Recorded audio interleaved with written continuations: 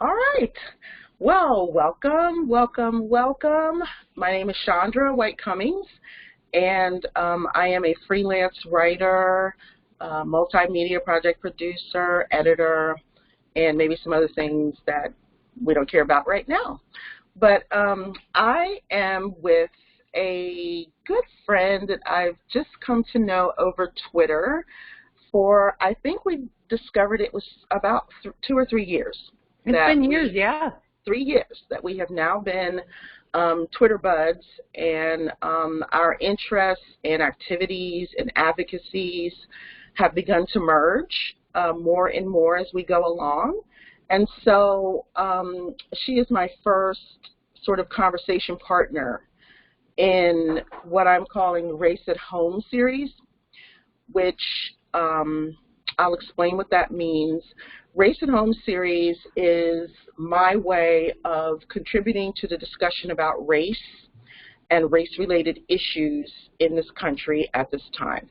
I don't think that anyone anywhere could reasonably assert that we don't need to be talking about race and race-related issues. If we had doubts, we just had a recent occurrence that would bring it home to us all over again. So this is, like I said, this is my contribution to it. I have an article on Washington Post right now called "Why We Need White Parents to Talk More About Race, Especially Now." I can put some resources and so forth once this is over in the notes and so forth. But this is my first conversation. And what I'm doing is I'm talking to different people about the issue and idea of how we raise our children and how we socialize our children into our racialized culture. My friend, I'm going to introduce her, Jennifer L.W. Fink. Thank you. Yes, I want to get it all in there. She is an award-winning freelance writer, journalist. She is the founder of Building Boys Parenting Resource. She has a website, buildingboys.net, or buildingboysnet.com. It's buildingboys.net. It's buildingboys.net. Thank you so much. So please check that out when you get a chance. And she is the co-host of On Boys podcast. Yes. Fabulous podcast. I've been a guest on it myself. So also you can get links to that podcast on her website as well. Mm-hmm. Okay, so Jen very graciously agreed to talk to me about, as parents, as moms. We both have sons. I have 2 young adult sons. She has 4 sons herself. So we're boy moms. We understand all that goes into that. But now we're just branching it out a little bit to talk more specifically about how are we doing? What are we doing? When are we doing talks and discussions and inquiries with our kids about different race-related matters? The reason this is so important, it's probably obvious because parents are the first teachers. We always say that. But for different reasons, some of which I'm no doubt we'll get into on this conversation. Some of the reasons, we can understand. People feel uncomfortable. It's a hard subject. It can get very emotional. It really hits home with people because it becomes very personal. People begin to feel attacked on both sides. People begin to feel frustrated on both sides. And sometimes the problem seems intractable, like, you know what, maybe we should just agree that we're always going to have racism. We're always going to have people who do not treat everyone as, image bearers of God. We're going to always have that. We're going to have people that don't understand that. But I, for one, I've never been a person that really operates that way. And so the other thing is, in my position as an African-American mom, I couldn't ever really afford to operate that way.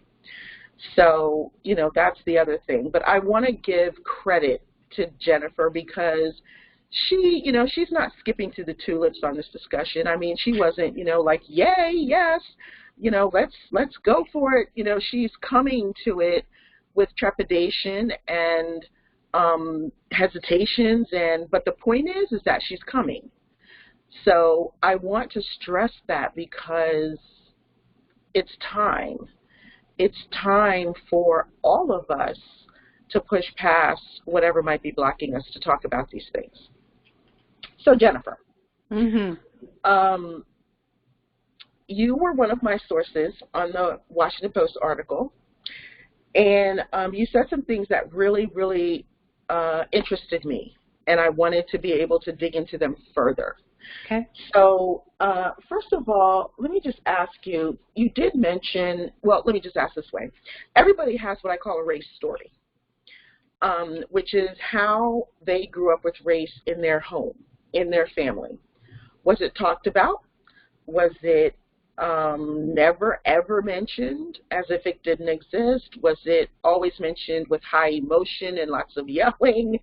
How were we ourselves socialized into race in our families? Everybody has a race story.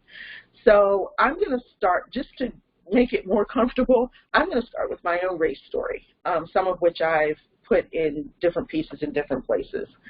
But basically, my family was Black middle-class family. We grew up, I grew up in Wilmington, Delaware, which is a very parochial type of environment. It's small. Everybody knows everybody, especially in the Black community. And, you know, we were what would now be, I guess, considered upwardly mobile, so to speak.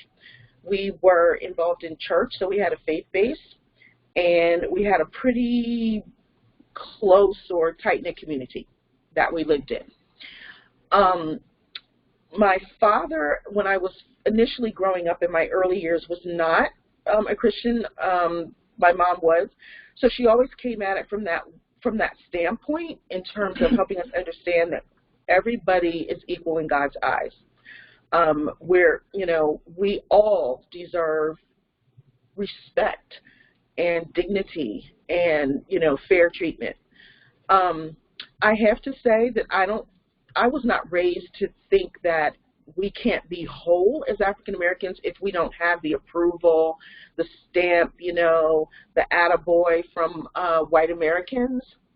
We were raised to expect not to have that, but not to feel unwhole or broken if we don't have it.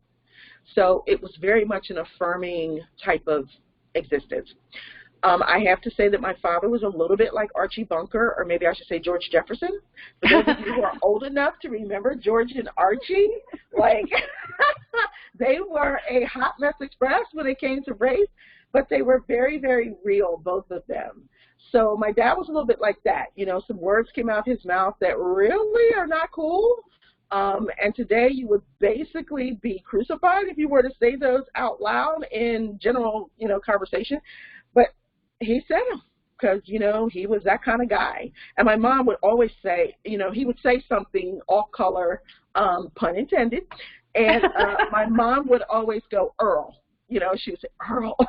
And it was his cue, like, you've gone too far. So It's not that I grew up, you know, in this pristine environment where, you know, never a harsh word was said. But that's just how it was. I went to, you know, an integrated high school that was voluntary busing after forced busing was done. Horrible experience, but that's for another time. So, you know, I grew up with race. Let's just put it that way. So tell me your race story, Jennifer. You know, it's interesting because whiteness and white supremacy has been the dominant culture in America for years. Mm-hmm. I could say and would have said before I started thinking about things, I grew up without race because I grew up in an all-white family, in an all-white community, in a predominantly white state. So for me and my family, race was something that we didn't have to think about. We could very easily move through our entire lives and not have to think about it. And as I have gotten older, I have learned more, but so much of this has had to be on my own and seeking for and looking out for information. It really, truly is only within the last 3 to 5 years. And for context, I'll be 48 this summer. It's only within the last 3 to 5 years that I knew that redlining was a thing. Oh, wow. Okay. I didn't know that. And if I was taught it at all. How did you discover that? How did I? How did you discover that redlining was a thing? Reading an article in the Atlantic. All right, all right. I'm sorry. And I will probably mangle his name. Ta-Nehisi Coates. Oh, yes. Okay. And so, you read one thing and you read the next thing and you go on and on. But, the point was where I lived, this wasn't a thing. I had zero exposure to people of color, except for maybe when we traveled to Milwaukee. Milwaukee is an hour away from where I grew up. I live in rural Wisconsin. Milwaukee, as you may know and as I know now, didn't then, one of the most segregated cities in the United States. But as kids, whatever you grow up with is normal. And so the narrative that I heard at all was, those people there in the inner city. That kind of thing. Okay. I was born in the 70s, so I did not live through, the 60s. But when you would hear my parents talk at all about the race riots and the civil rights movement, I don't know if you're familiar with Father James Groppe. I have heard of him. So he, and I might not have all my details correct, he was a Catholic priest in Milwaukee, and he helped lead marches, and there was, I don't know exactly what bridge, but there were African Americans and Father Groppe and some other people that joined them, attempting to cross a bridge to where they weren't supposed to be in air quotation marks. The point of view that I heard growing up that lingers in my parents' minds to this day, my husband's father, who's a little bit older than them but also grew up in the same area, he was a troublemaker. Oh, he was a troublemaker. He stirred things up. And so there was little bits of that, and there was no actual discussion of race. You mentioned that your parents raised you as a Christian. Everybody has human worth and dignity, in the eyes of God. My parents are Catholic. I was raised Catholic. I went to Catholic school. But we never even had to have that conversation. There was almost like there was no awareness that other people existed. Because they didn't exist in our world, in our daily world and life. And I feel terrible saying that, but that was the reality that I grew up in. So because of that, then, I would imagine it's not like you even felt like there was a void or anything missing or anything wrong. No, not at all. I mean, what you experience is what's normal to you. And so I learned about the history of slavery in school, and I learned about the civil rights movement, and a combination of where and when I grew up and being young and naive, I thought, and I cringe to say this now, I thought civil rights was a thing that was like done and over. We solved that problem. Oh, That is certainly not the case. But no. But I didn't have any African American friends or families or influences. I had nobody around me that could correct that misconception, show me through their lived experience that wasn't it. I had my bubble. Wow. Yeah. So carrying that forward, whenever we talk about parenting and things that we do at home and how we raise our children and so forth, these things come up because the story carries from one generation to the next, right? So in my situation, my race story carried forth to my sons with some tweaks, because of the time that I'm growing up in and the things that happened to me. So, for example, something that was very formative for me in terms of sort of solidifying how I approach the subject of race and so forth is that I went to an HBCU. So I went to Historically Black College University, FAMU, Rattlers, in Tallahassee, Florida. And if you're Black, there's no experience like that, because you begin to have feelings that you've never usually had before. So I grew up when I was younger, we lived in the city, so that was a Black neighborhood. Mm-hmm. When I got older and it was time to go to middle school and high school, we were living in the suburbs. And I was at a white Catholic all-girls middle school. And then I was at the high school where there was voluntary busing from the city. But we lived in a white neighborhood. So I went from that back to an all-Black environment, or certainly predominantly Black environment. And again, I felt things I had never felt. I was like, okay, I am it here. We are it. You just walk around campus and you feel that thing from everybody that says, dang, we're not as bad as people say we are, and it's like, man, we've got it going on. We are awesome. Just little things like when it comes time to elect a Miss FAMU, totally different environment, totally different thing, because you don't get concerned that somebody's not going to win because she's Black. They're all Black. Sure. So it doesn't even, it's like a reverse type of thing. Like you don't even consider that. You truly are focused on the other shallow things that we all focus on, is she cute enough? Is she popular enough? That kind of stuff. But the flip side of that, so yeah. I mean, I didn't know what HBCU meant until, a few years ago, because this was not a part of my experience. My oldest son is now 22. And when he was starting to look at colleges, he was most interested in a college, Belmont University in Nashville, Tennessee. And so we traveled down there to look at it. And while we were looking at colleges, let's check out other colleges in the area. One of them is the University of Tennessee, which neither one of us realized even was a historically Black college and university. We went and we toured, and it was the exact opposite experience. That was us, two very, very white, very, very pale people. I mean, we're not, very, very pale. In a whole sea of Black people. There was some local high school was visiting that day as well, and we got lumped in with their group.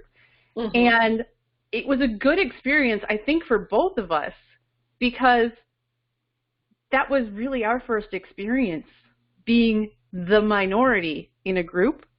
Yeah. And the very strong sensation we got, which on reflection is powerful, was this isn't a place for us. Interesting. And so you flip that. Now, if an African-American person is moving through life all the time in spaces that are predominantly white, and movies are white and TV is white, that gave me a little more understanding in how you get messages that, this is for me, this isn't for me. Right. And that little, inkling of what, not to minimize what you felt, but in comparison, proportionally, that inkling of that sense of, this probably isn't where I need to be, or where I belong. Imagine that sensation almost every day of your life. It's like, I don't know that this is for me, but what other options do you have? You work where you work. Media is what it is. All of these things seem to be what they are. So I really wish that more white parents could have, I don't care what kind of it, any kind of experience that would give them a sense of feeling like, I don't know. This doesn't really seem to reflect me. Like, I don't think that, just that head scratching moment of, I'm not sure, or I don't know about this, because my perception, and see, I have blinders too. And that's one of the things I want us all to understand, is that none of us is perfect. None of us is without the capacity to get myopic. And, you know, sometimes I think to myself, man, you know, white people, they just have it made. You know, they just have it all made. They don't ever have to think about their race, really. You're right. But you had an experience where you did think about your race. And not that I don't get the sense that you necessarily felt threatened, but you No, just not at all.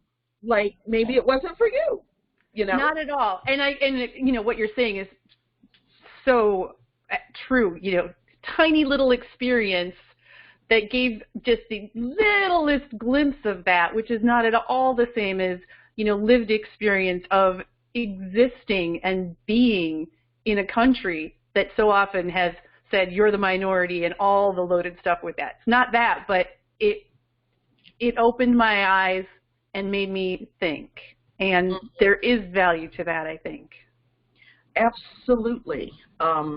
Because now it has become a part of your continuing race story. Yeah.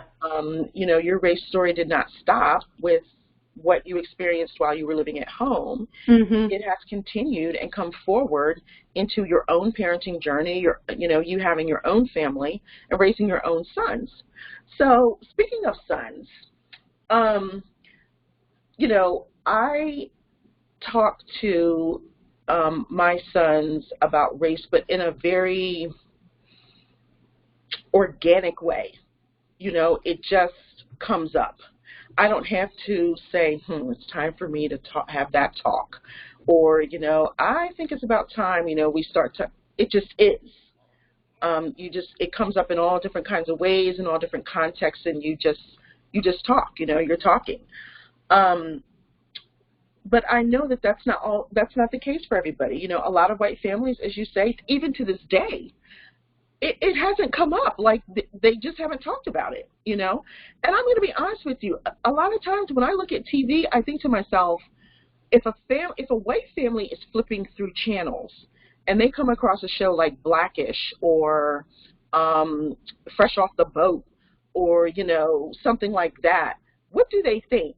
Do they just look at it and think like you, like, oh, that's not really for me, and just keep going?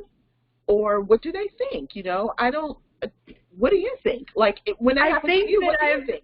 I think that I have never watched a Tyler Perry movie because I think that's not meant for me.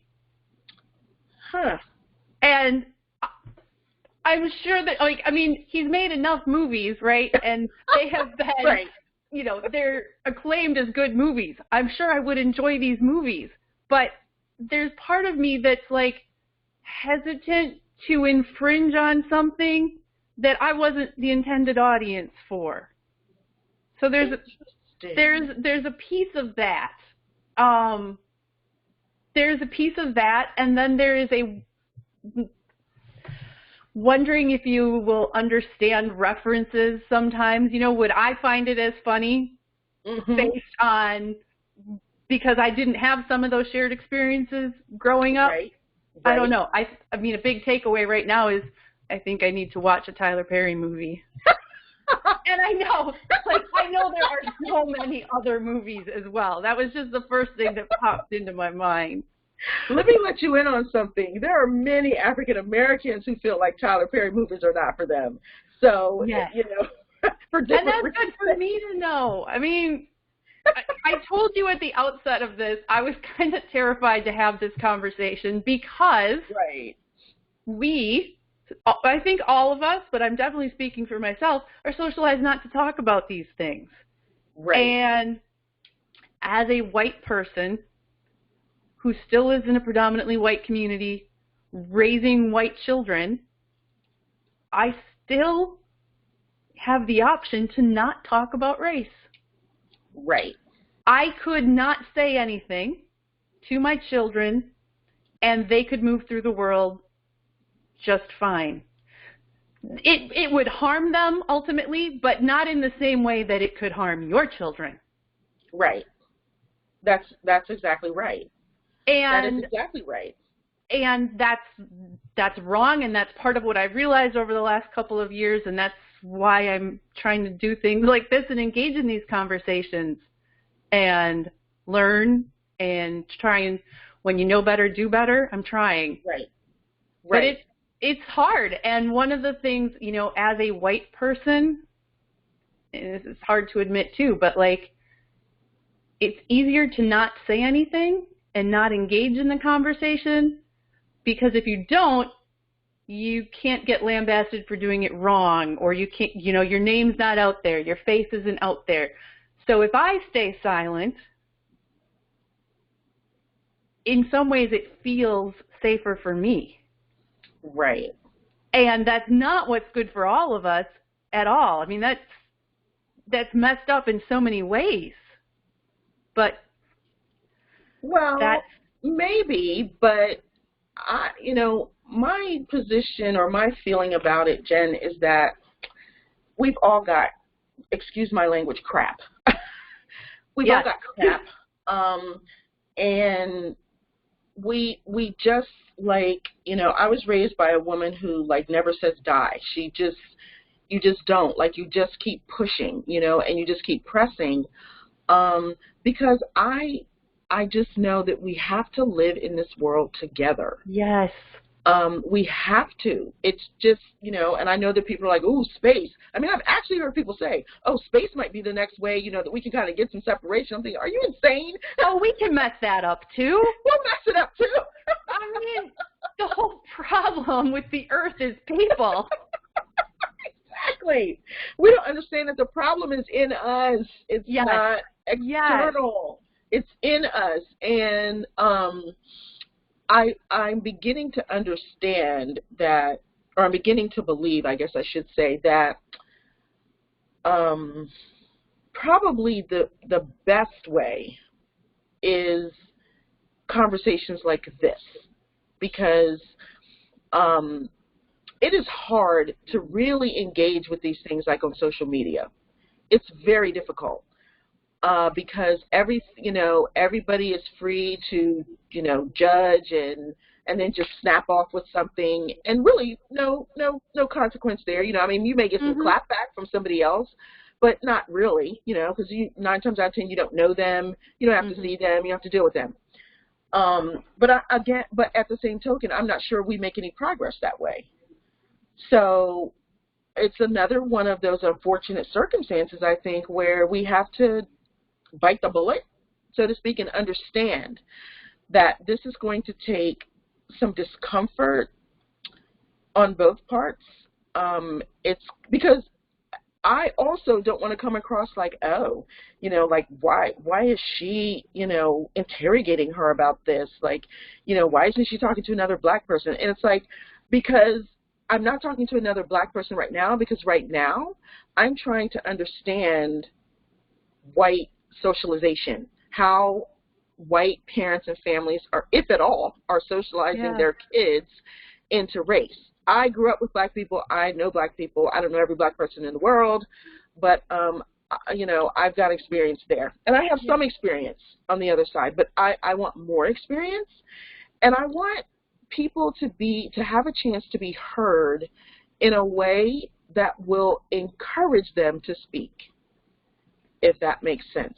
You know, I have been talking to my teenage sons about racism and race over the last few days. Really, probably about a week it's been since your article came out, right?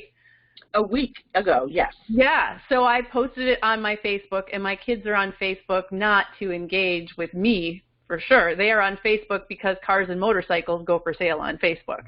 But they see what I post, they saw that, and that inspired some conversations. And then, oh Lord, the news gives us reasons to talk about race. You know, we're recording this just after George Floyd died in Minneapolis, and the city is literally burning, and, you know.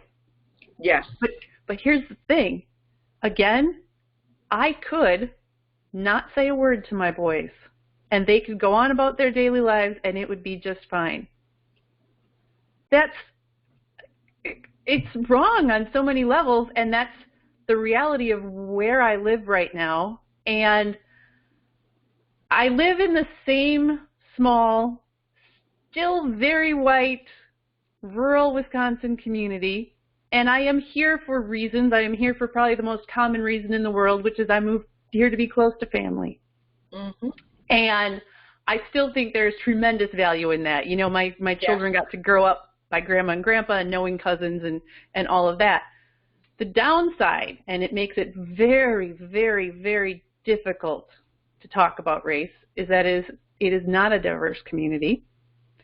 And my children are surrounded almost exclusively by other white people. They don't have an African-American friend who can share what his experience is like and what happens when he drives past a cop versus when my guys drive past the cop. So my kids can go online and they can see things, but they're not entirely sure, you know, what they believe and what they don't believe. And they see, and we're coming back around here to social media here, they see that on social media, when in their perception, they see that if a white male weighs in on a conversation about something, there are so many people in their perception that are like, yeah, okay, sit up, shut down. You don't get a voice here. Ah, okay.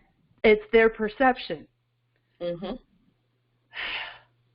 And I feel like I am struggling to get them to enlarge and look a little bit more broad and look at the historical context and look at all the things that led to this. And I also feel like I'm a lone voice because there are a lot of others that are just not saying anything. They're hearing more of what they think. It's I am having to remind myself, which I so often have to remind myself with my children, and, well, frankly, the rest of the world, other human beings, beings, you know, you have to meet people where they are. Yes.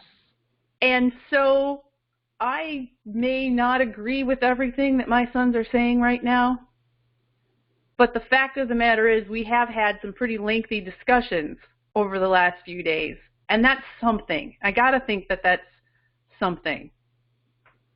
Well, every effort has to start somewhere. Yeah. But the point is, it has to start. And so, you know, I think, you know, to me, you bring up an interesting point, which is that a lot of times, which is another reason why I don't necessarily advocate trying to make big moves on this in social media, is because the tendency and the pressure is too great to say something.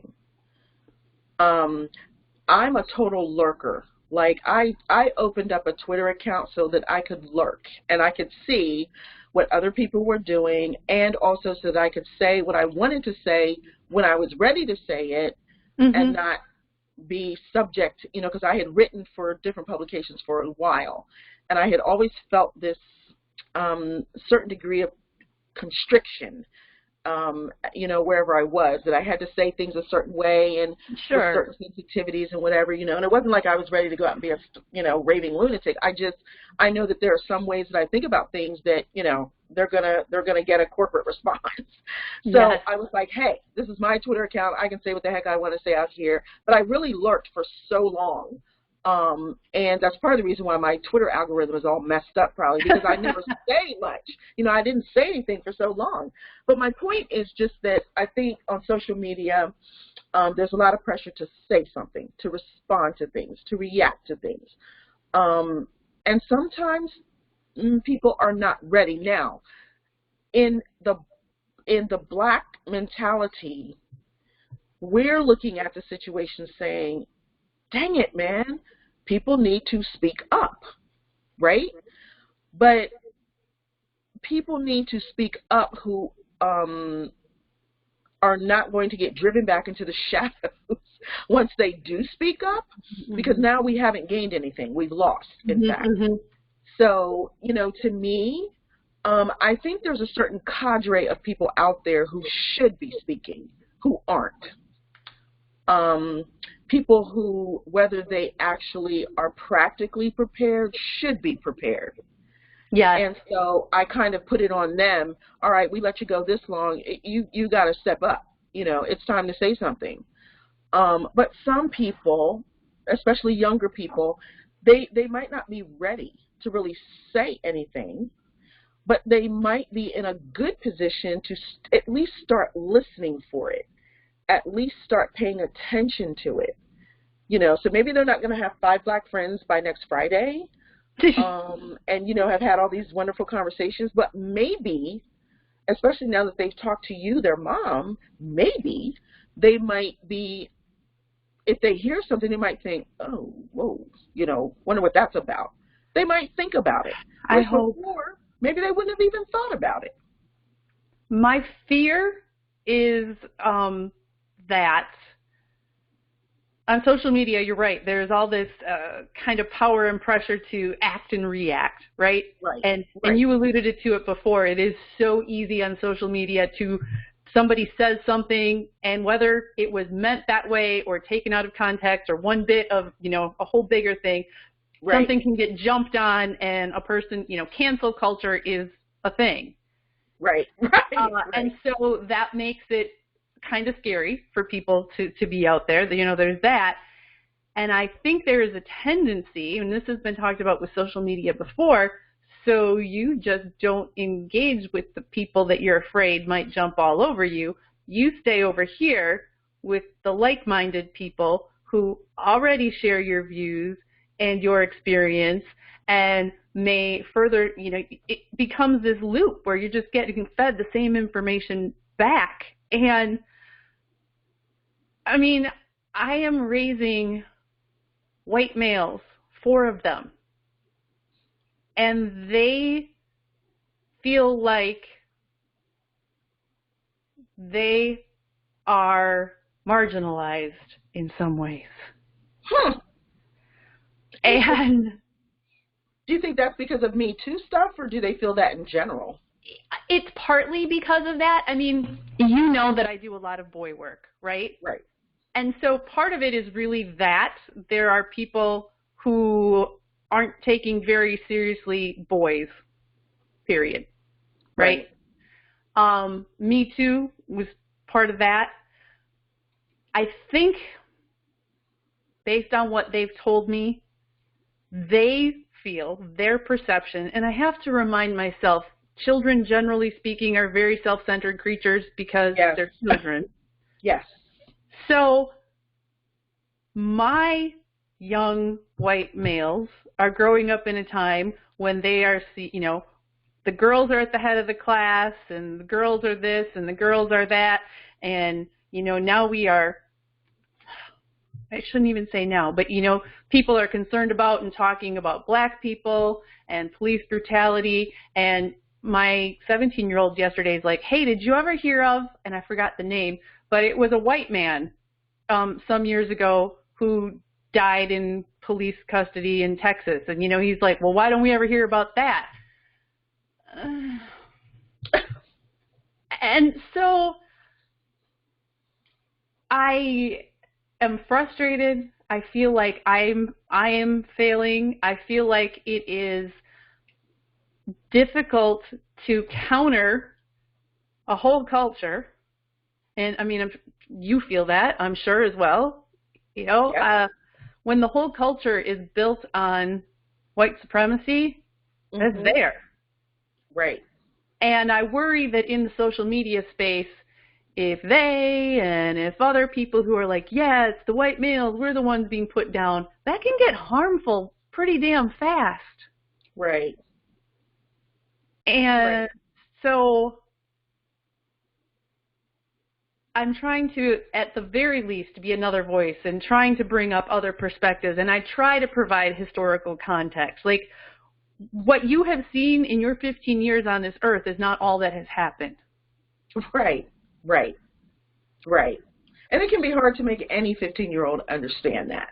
Yes. Understand that. Because, like you said, they're eminently self-absorbed. Yes. And, self-centered and self-centric. So, everything kind of revolves around them. I can hear, from you, I can feel the angst, for lack of a better word, the uhs that go with trying to do this, trying to push against the culture, the prevailing culture in your own home, with your sons. That's a weighty task. Here's the thing. This is why I'm such a believer in it at home, because home is the place where you have time if you start. Do you know what I'm saying? People have to start where they start. But my advocacy would be start immediately, because time goes quickly. There's a lot to unpack, because things are geared around your family. Things are geared around you and your children. So there's a lot to unlearn. There's a lot to unpack, especially the older they get. They have more influences on them, so on and so forth. And unfortunately, the ugly, hard, painful truth of it is that I believe there's going to have to be some kind of ugly moments in some families, because we can't continue to go on this way. Like, we cannot continue to go on this way. And here's the thing, I'm going to get like more real in just a second here. Here's the thing that scares me, because we all have fears. I've got black mom fears, you got white mom fears, we got women fears, Midwest fears, I've got East Coast fears. Everybody's got fears, right? We've got all these kind of fears. But one of my fears is that young white men who grow up never having their worldview challenged, ever, I am in no way, shape, or form saying that they all grow up to be Derek Chauvin. Never. But what I am saying is that we have to be mindful that when people begin to feel, because really a lot of even though this country was built for white people, it was built around their comfort, their ease, their success, everything. It was built for you. Right? So my concern is that anybody really, but especially young white men who grow up with never being challenged, because they at this point still are in the catbird seat, so to speak, even though they feel marginalized. That is a lot of what we see of these people in full riot gear out in state capitals, because they feel infringed upon, as if like this whole thing is mine anyway.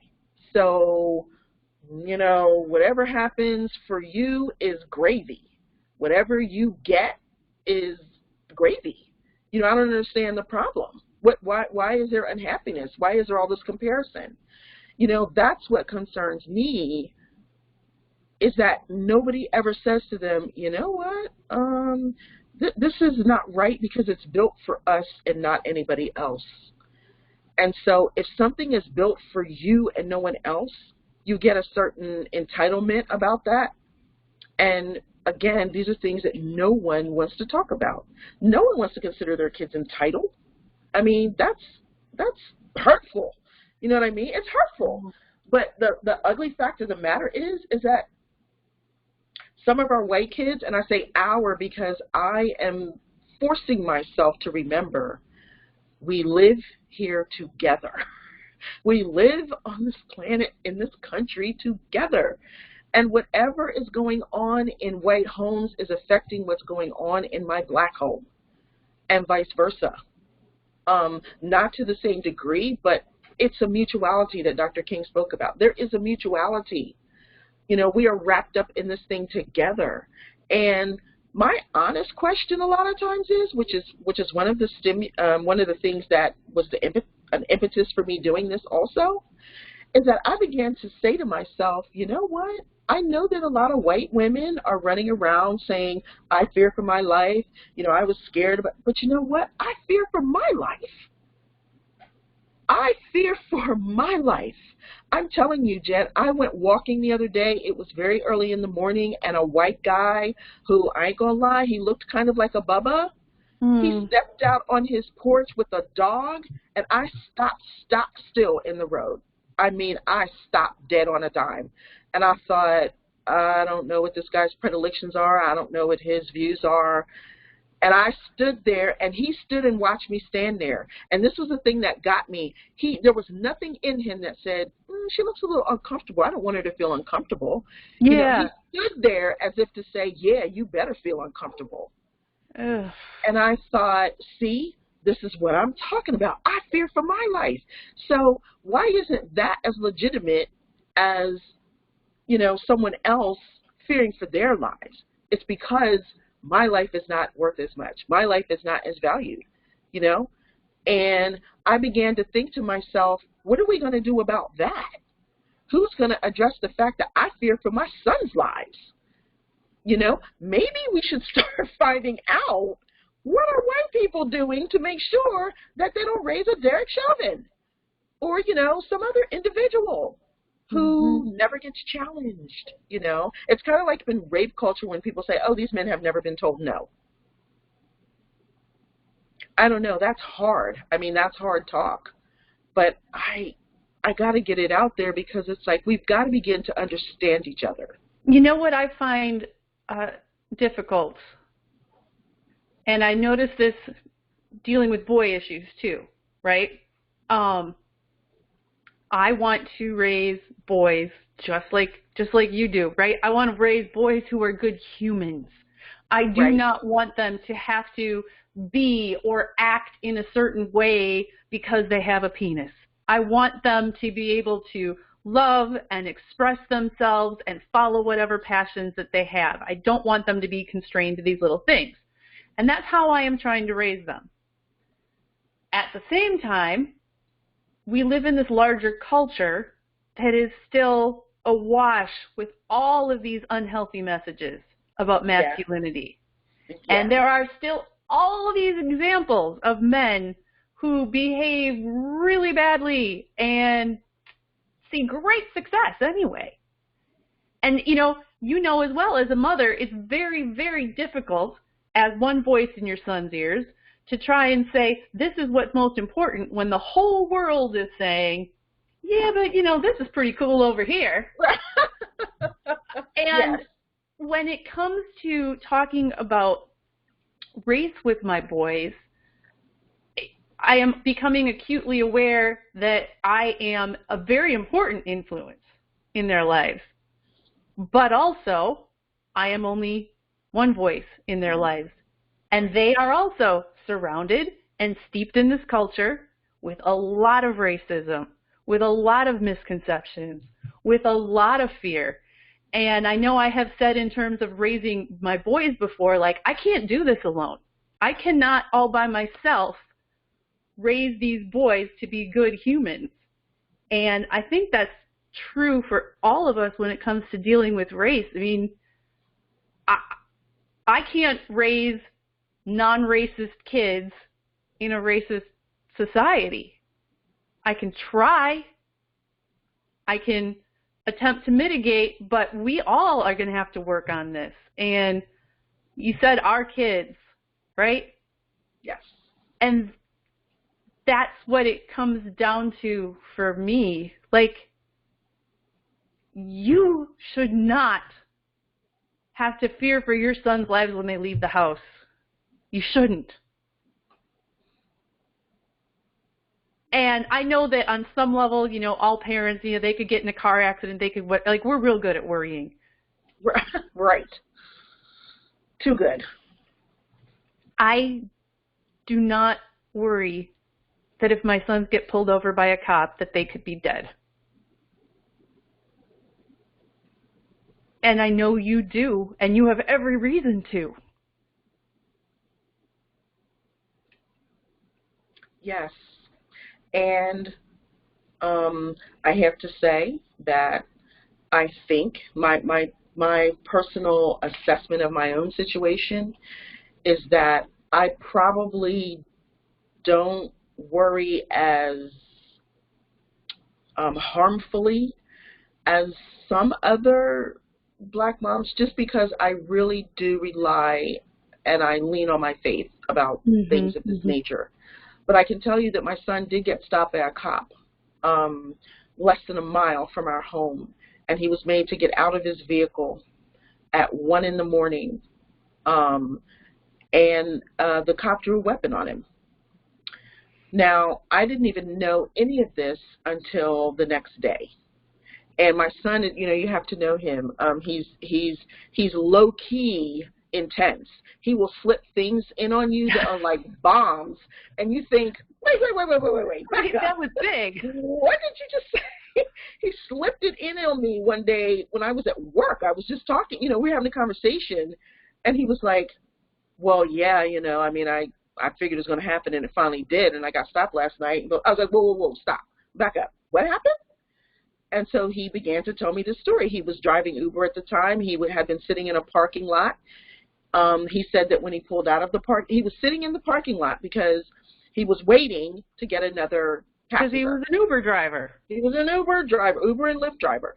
And he said when he pulled out of the parking lot, he saw a cop pull behind him, and he thought, oh, I'm not worried because I know he's not after me, you know, because I didn't do anything. I'm not doing anything. And he said, when he turned, and as the cop turned, he was like, wait, whoa, did I do something? I didn't do anything. And his whole mindset, you know, as he's getting pulled over, as the cop is getting out of the car, I didn't do anything. You know, I did not do anything. And he was, I think he said the cop told him that he pulled through the parking lot and he wasn't supposed to.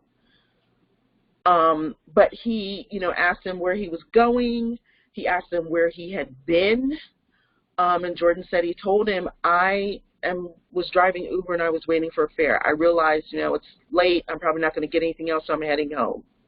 Then he says to him, well, have you been drinking? He's like, sir, I just explained to you that I'm working. I was working and I'm driving. So no, I'm not drinking. Yeah. Okay, well, I'm going to need you to get out of the car anyway. And so he made him do a line. He made him walk a line at 1 in the morning. And, you know, my son said he was scared. He was scared. And how old is your son at this point?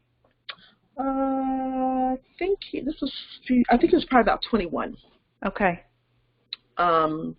Yeah, he was about 21. It was about 3 years ago. And he's walking this line thinking, oh my God, what is going to happen to me? And the officer says, all right, stop. You know, you can turn around and come back.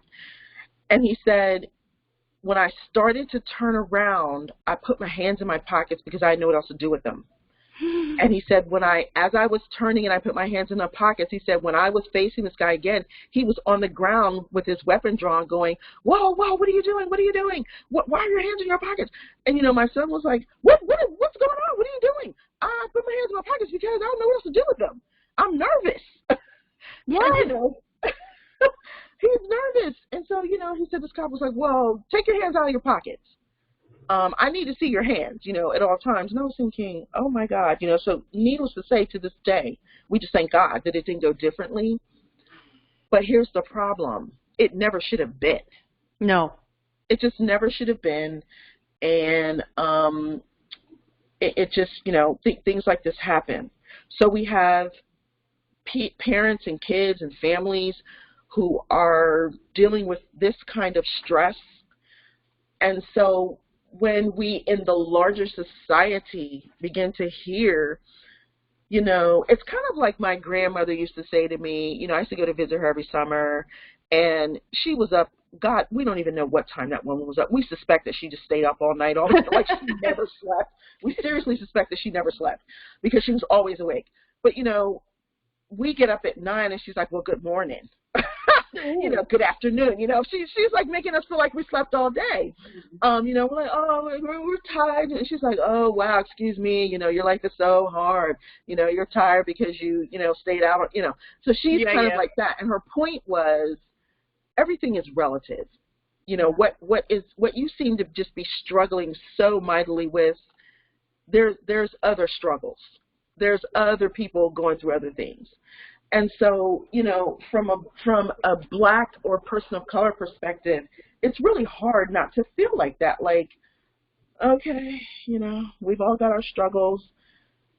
but can we just get you to talk to your people? You know, can we get you to watch? If you don't want to talk, watch something on TV and let the TV do the talking, and then maybe ask afterwards, what did you think or something. But you know, our heart is, can you please, you know, help us all live better together? Can we all do our part to help each other live better together? Can we all stand up and say Derek Chauvin was completely egregious and murderous? I can't even imagine. I have not watched the video. I don't plan to, because literally that's like watching a murder. That's like watching a filmed murder. Yes. And I'm thinking, no, I can't do that. But that's kind of the dynamic. Did you hear, I just saw this yesterday, apparently it was a teenage girl from the neighborhood. Her and her friend had been walking, you know, to from the store or whatever, and saw this going down and pulled out their phone. It was a teenage girl who recorded it. Yes. And she's been getting death threats. Like, this is a child. Yes. This is a child. Yes. You know, you and I are both writers, so for us to like kind of end up speechless for a moment, Yeah. This is a child doing the best she could in a terrible, terrible, terrible situation. Good Lord. Yes. And in a situation like that, what my thought comes to me is, ask any white families, white parents, ask your kids about that. How do they feel about that? Like, do they think that she should be getting death threats? Have you ever known a friend who recorded something kind of controversial, you know, and I'm telling you, sometimes you find out stuff you didn't necessarily want to. Well, but, yeah, that's true. Maybe they ended up recording something controversial, you know. Yeah. And that all comes out. But my point is that I'm trying to say to white parents, can I get you to do anything? Say anything.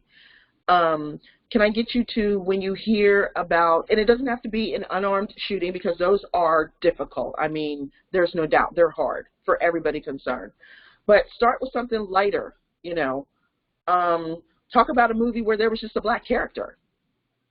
It's like, does that seem realistic to you? Or, you know, anything. And there's the other thing is, you know, when we were growing up, there weren't a whole lot of resources to tell people how to do this kind of stuff. Like, you just figure it out or you don't.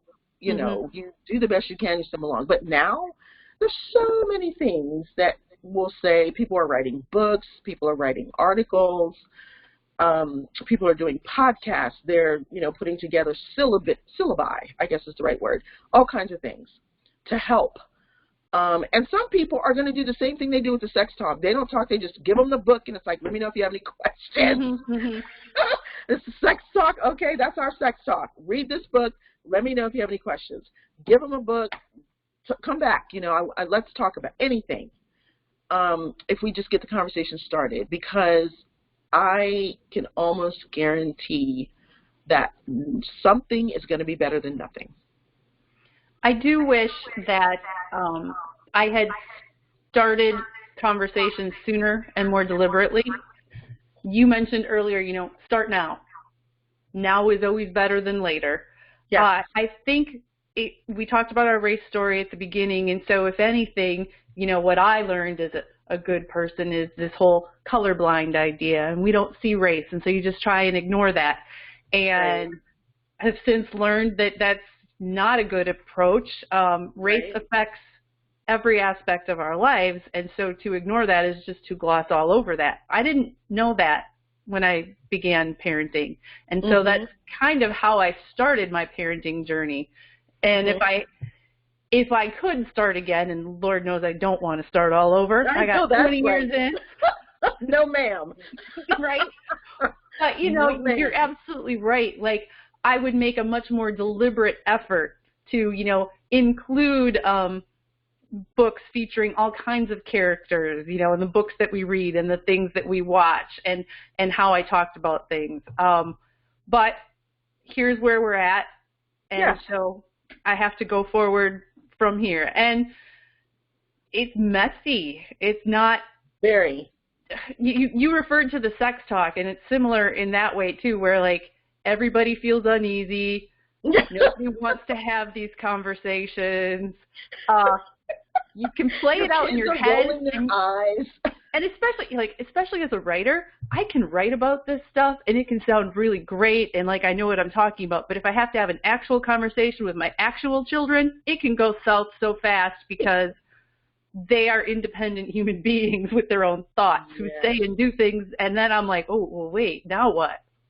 Right. And it's, I think it would help us too if we stopped catastrophizing it quite so much and just really considered it as a part of our parenting journey. It's something that you do as a parent. You have the sex talk. If you're Black, you have the cop talk. You have the talk about dating and relationships and all cars. When they start driving, you start having those conversations. There's all different kinds of levels of interaction that we've got to have with our kids to help them move through the world. And so here's the reality. When we talk about the sex talk, most of us will bite the bullet and do something. Like I said, even if it's a book and read it and come back to me, we'll do something. Why? Because we feel that it's something that they cannot ignore. They cannot make it through life if they don't know something about this.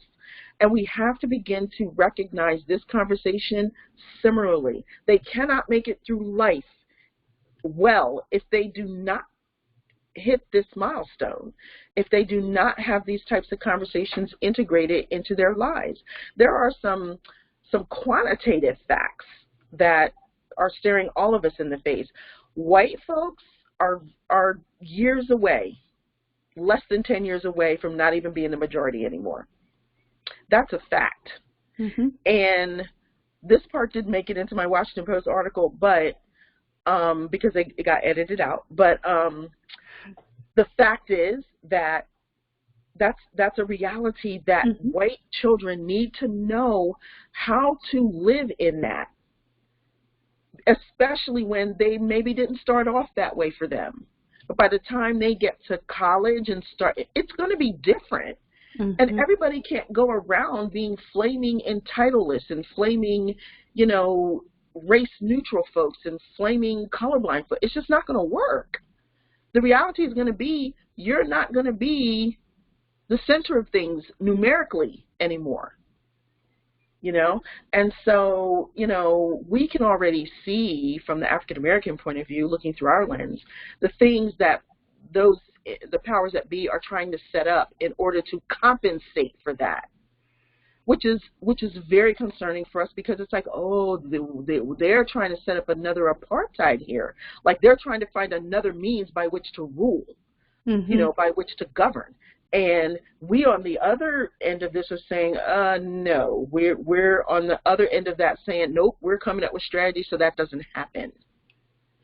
So we must begin to view this, I suggest, as something that they have to have in order to make it in this world. They have to know how to live humbly and respectfully and collegially and collaboratively with other folk. Because can I ask you a question? Absolutely. So you were talking about, we all, as much as we don't want to, we feel compelled to have the sex ed talk with our kids because we're like, there is some information that you need to know so your life can be better. Yes. And it hit me as you were saying that, like a big reason why parents have that conversation with their kids is because they don't want them to, get pregnant or get somebody pregnant or get an STD. Yep. So truthfully, we're telling them selfishly, in a way, like, here is some information I want you to have so you are not harmed. Yes. And this is where I think a lot of white families have skipped over those race conversations, because it's been like, I have not had to. My parents did not have to talk about race for me to be safe from negative outcomes in the world. At least in their perception. I mean, I can see now that not having information was harmful to me, and that having that information would make it easier for me to function in the world, especially, you know, as you said, the world is changing. It is a multicultural world. We do interact with all kinds of people. Yeah. I just feel, I have this core feeling that there's a certain, we here in America particularly are not necessarily very good, despite what we might say when we're in church, we're not necessarily very good about actually caring for others. No, I agree with you 100% on that. 100%. And I was just thinking, that's so weird you bring that up, because I literally was just thinking about that yesterday. And I was like, what is wrong with us? Like, we just don't care about people. We don't care about other people, like at a core level. We don't. Not enough to move us to action. And that's what gets frustrating for me when I talk about and write about things like, you know, education, health, parenting. We know there are reams of data out there. You've seen them, reams of data showing about health inequities. Coronavirus has only exacerbated all of that. Reams of data talking about education and differences in opportunities. And yet, we collectively apparently don't care enough to do something about it. As a society, we say our children are our most important thing, but maybe we only mean my children. And we can't get ahead that way. Your children matter. And the children that somebody carried in their arms to get to our southern border, those children matter. And it is in my best interest, your best interest, my kid's best interest, your kid's best interest, if all of those kids are safe and healthy and cared for. Yes. Exactly. It's easy to say, it's so hard to do, though. It's so hard to do consistently, and it's hard to help other people see that. Because if people are operating from a harm reduction viewpoint, they will probably never have that conversation or even see that it's necessary, because what's the harm to me and mine? But from a self-interest standpoint, now you may have more people's ears because everybody's interested in themselves. Right. From a self-interest standpoint, it is in your best interest to help your children, and for you, but to help your children understand that the way things are now, they're really already changing, and that's why we see so much upheaval, but they're going to change even more. Like, your whole thing is going to be different. And so what would that mean for us if we didn't even have enough foresight to see that, you know what, we're going to raise a bunch of kids who are woefully unprepared to deal with one another, to deal with the realities of life as they are. You're not going to be able to just skate by on being white, because it's not going to carry the same cachet numerically as it did before. But the other thing is that, okay, so we're saying part of this is people just don't give a crap. They don't care. They don't care enough because it doesn't really touch them enough. The other thing to me is that the narrative, so we talked about our race stories. Right. But there is a collective race story in this country that many people, many without even realizing it, they are ingrained, they are soaked in that narrative, and they don't even realize it. They don't realize that the fact that they honestly believe that Native Americans deserve to be butchered and their land stolen, that's a foundational race narrative that's built into their mindset. So they're going to have a heck of a hard time with all of this, because if they feel, if that narrative that people of color, you know, African Americans, Asians, Latinx people are somehow inferior, and no one ever wants to admit to believing that.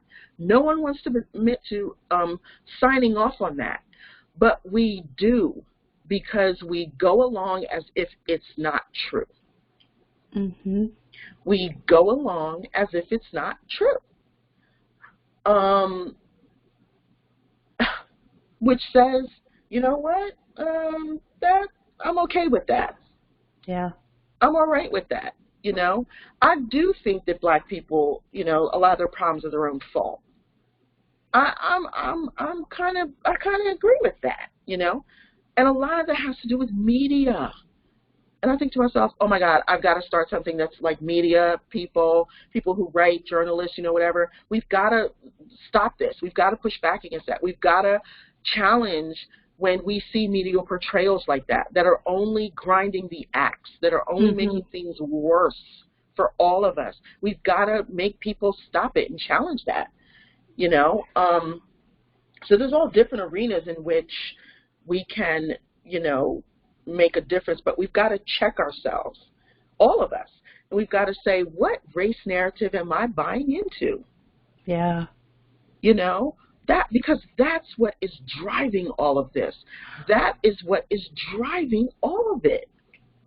I'll have a confession. Gosh, everything in Minneapolis has happened so quickly. I might be losing track of my days, right? But I think it was yesterday. You know, I woke up and turn on, you know, news, and I mean, you can't miss. It's rioting, it's fires, you know, and that's Yes. the news. And my first instinctive thought plays back to my race story. My first instinctive thought was, I wish they wouldn't do that. It just makes it worse for them.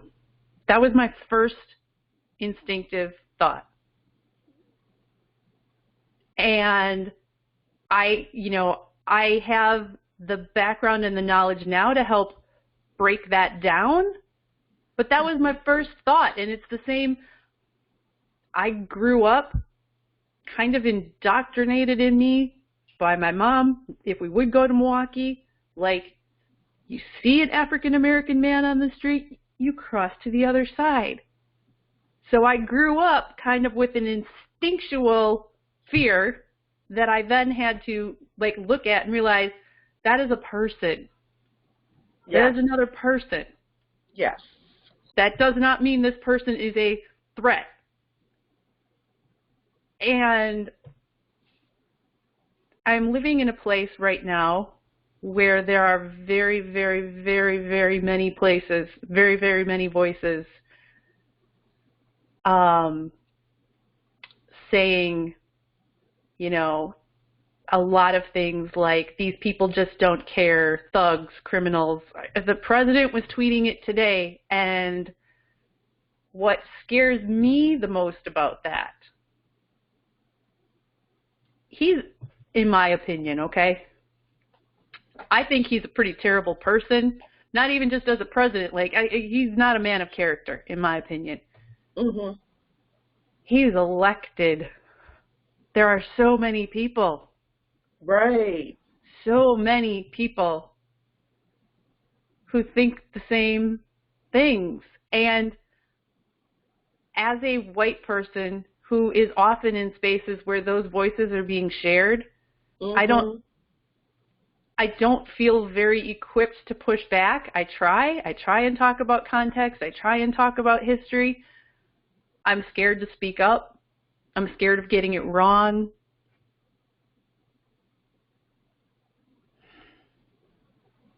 Those are realities, you know. It's not, and as much as we talk about peer pressure with kids, adults have peer pressure too. Yeah. There's peer pressure to not, because, you know, there's a black narrative that sometimes we're expected to follow as well, you know. And you may or may not have heard other black people say, oh, I don't want to lose my black card, you know, or, oh, I'm going to lose my black card, you know, if I do this, or if I say that, or if I do whatever.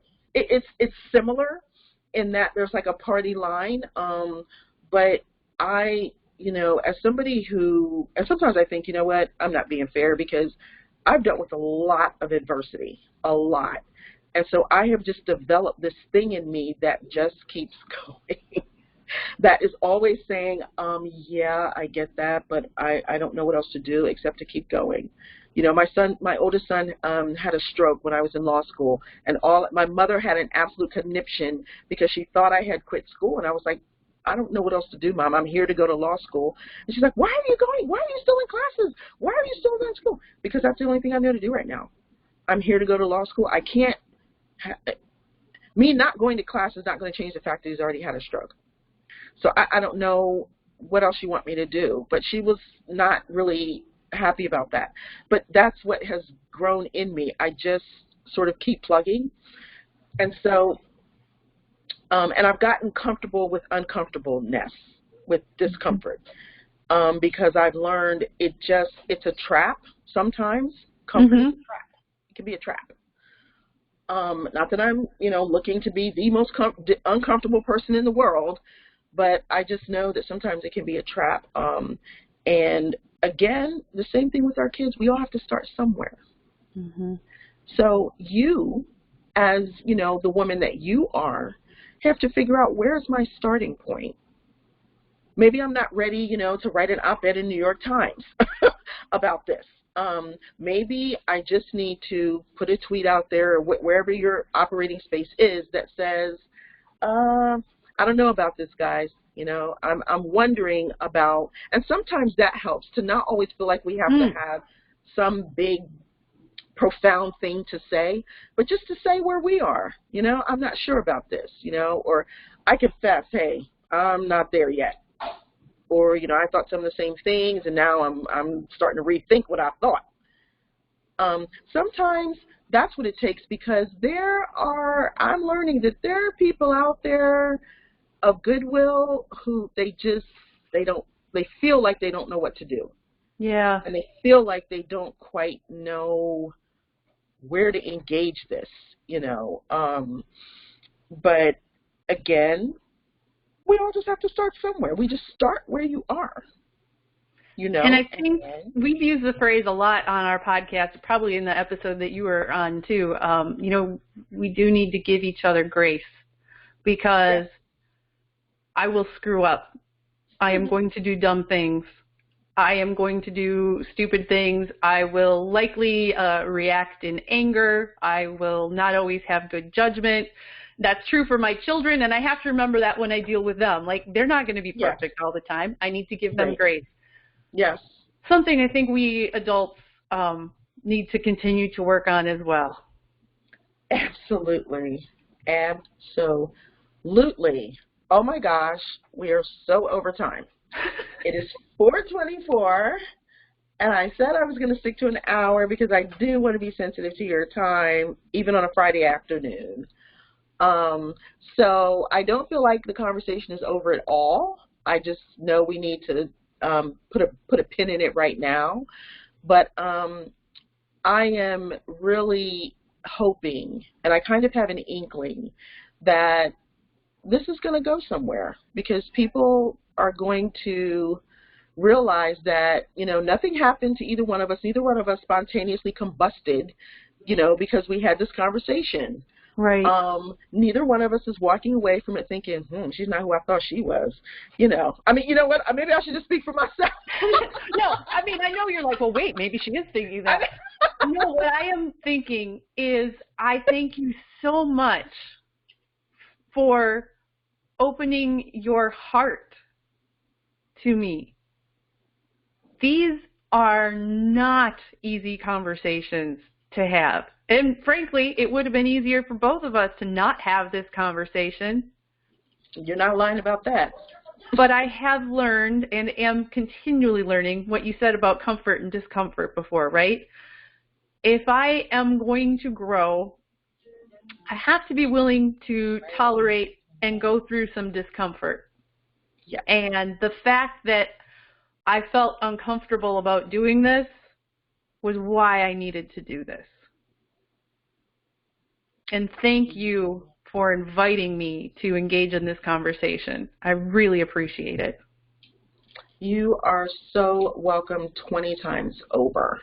And I'll be continuing on with the series, exploring it in different ways. I think I mentioned on my, when we were emailing that, I'm planning a couple podcasts and just trying to come at it different ways. Mm-hmm. Because some people are going to be uncomfortable watching a video even. That is still too close, but they might listen to something, know. So, we'll keep at it, and we'll keep, nudging each other and supporting each other and all of that. And to me, it's just awesome. I mean, look at what's already happened. You know, you've had conversations with your son. You've faced. You know, I got to tell you. So your article came out. I shared it on my Facebook. It was the 17-year-old who was the first. He's like, well, you didn't talk to us about racism. I'm like, well, there was this. You know, it's kind of like sex talk, too. They're like, well, you didn't talk to us. I'm like, yeah, remember this and this and this. So, like, one, we've talked about it more than you think. But then that conversation turned into something. And then yesterday, I had been upstairs. I took a break, was watching TV with the kids, very random, you know, just nothing interaction. I came down to my office to work, where I'm sitting right now. And, of course, within the next 5 minutes, my 17-year-old shows up down here. And he wanted to talk about George Floyd and social media and what's going on in Minneapolis. All right. So the value in showing that I was willing to have that one conversation at first, he knew it was okay to come down here and talk about that. And I think there was value in that. And I thank you for that opportunity because you helped make that easier. Awesome. See, that's what I'm talking about, you know. That is, to me, that's huge because, as we said, it's just like other conversations. Once the dam is breached and they know it's okay, because we have to remember, like anything else, they're taking their cues from us on this too. Yes. If we're never bringing it up, then what do they need to bring? You know, they may not think it's okay, or they may think it's not necessary. And sadly, my kids are exactly the same on this topic as they are for everything else, in that when they decide they want to talk about it, it's always at an inconvenient time for me. Like I had taken a break. I sat with them. I was available. I came down to focus in on work. I got one sentence out, and there he goes up. Let's talk about racism. Yes, there's so much inconvenience involved in all of this. It's just so inconvenient sometimes. But I thank you so much, Jennifer, for pressing through with me on this. I know that it wasn't easy to talk or to listen to some of the stuff that I had to say, but I just really, I can't even tell you how much I value the fact that you were willing to do it anyway. You were just willing to try it anyway, you know. And when I got your email back and you were like, my thoughts, I'm nervous as hell. And I was That's what I said. I mean, I just cracked up because I was like, man, I can appreciate that, honestly. I can't fake my way through this. And, you know, I told you that in my email, too. There are a lot of things that I can talk on. There are things that I have knowledge. There are things that I have some expertise on. This is not one of them. We are all learning, and we will just keep walking and learning together. Mm-hmm. We'll just keep walking and learning together. I wish I could hug you. Hug.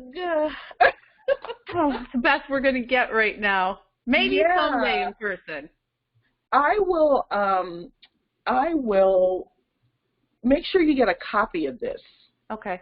Because I don't know, you might be able to, it might be helpful for you to look at a playback of it, you know, just to see some things and remember some things or whatever. So I'll make sure you get a copy for that, and then I'll let you know once it's ready for me to start sending it out.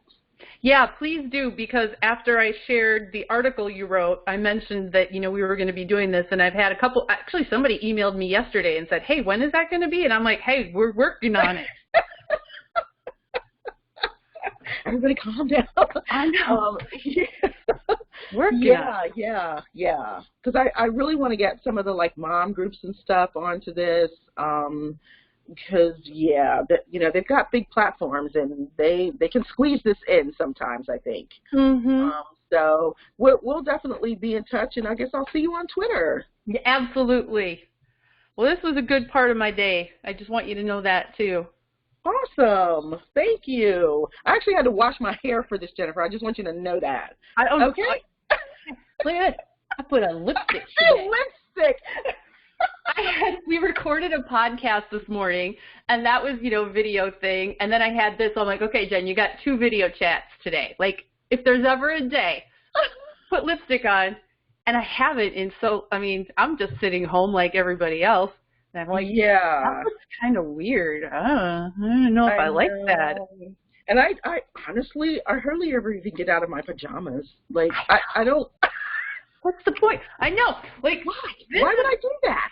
This is significant effort for me today. It's literally a tank top and a little loose cardigan, but this is a huge improvement from what yesterday was. Yes, indeed. For even what this morning was. Oh my gosh. I was like, holy cow! Someone's like, I gotta do something about my hair. But yeah, have a wonderful. You know what?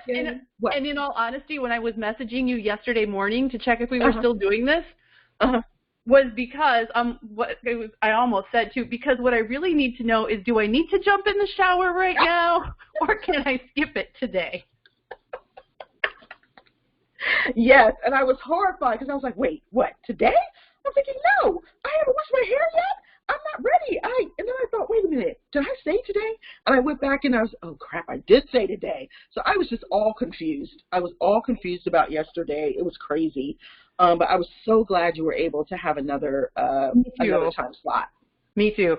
Yeah. And don't worry, because Lord knows I've screwed up the times plenty, even without there being quarantine and pandemic and no real calendar to speak of. So we're going to be okay. We will.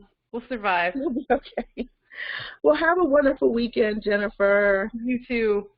Okay, we'll see you soon. Bye-bye. Bye.